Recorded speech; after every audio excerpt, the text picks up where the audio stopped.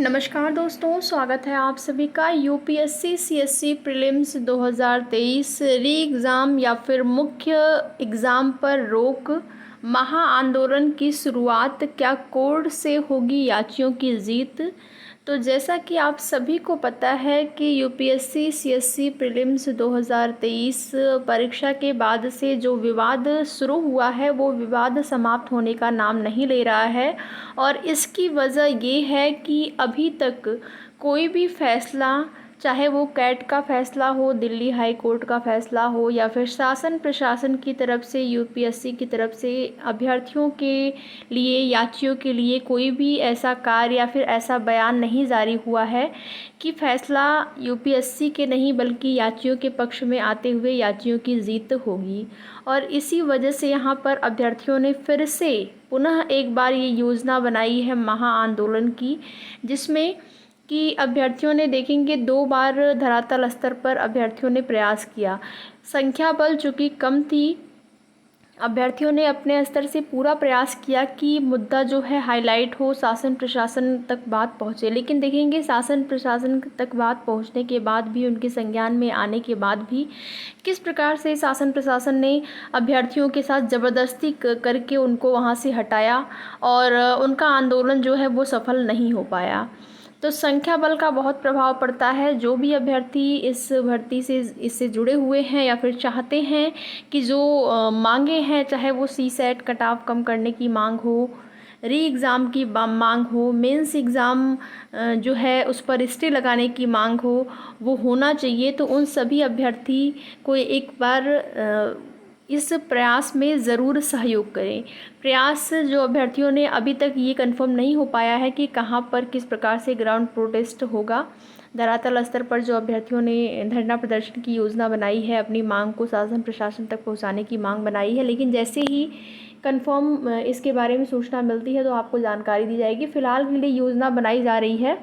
अभी जो डेट है वो कंफर्म नहीं हुआ है, तो डेट कंफर्म होने के बाद उसकी जानकारी आपको दी जाएगी। तो ज़्यादा से ज़्यादा अभ्यर्थी जुड़ें जिससे कि ये जो प्रयास है वो सफल हो सके।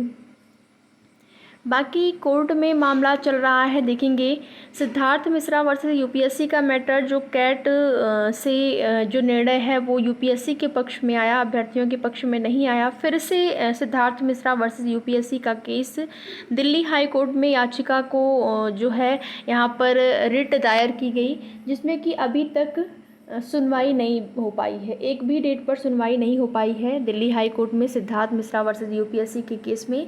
लेकिन यहीं पर अगर बात करें तो एक और केस है संतोष देवी वर्सेस यूपीएससी का जो मैटर है, उसमें 22 अगस्त को सुनवाई आपकी होने वाली है।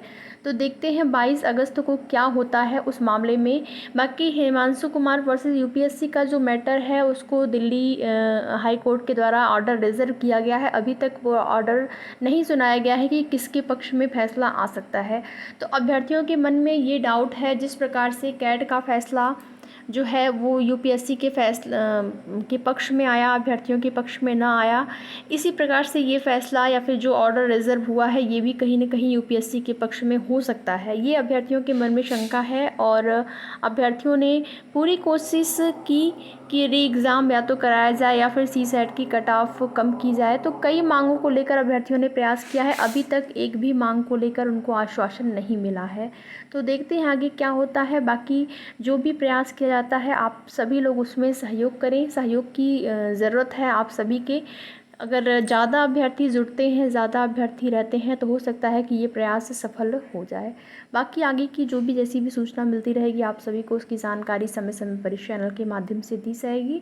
वीडियो में लास्ट तक बने रहने के लिए आप लोगों का बहुत बहुत धन्यवाद। एक छोटा सा निवेदन आप सभी से, चैनल को सब्सक्राइब कर लें अगर आपने चैनल को सब्सक्राइब नहीं किया है। आगे की जो भी जानकारी मिलती रहेगी आप सभी को उसकी सूचना समय समय पर इस चैनल के माध्यम से दी जाएगी।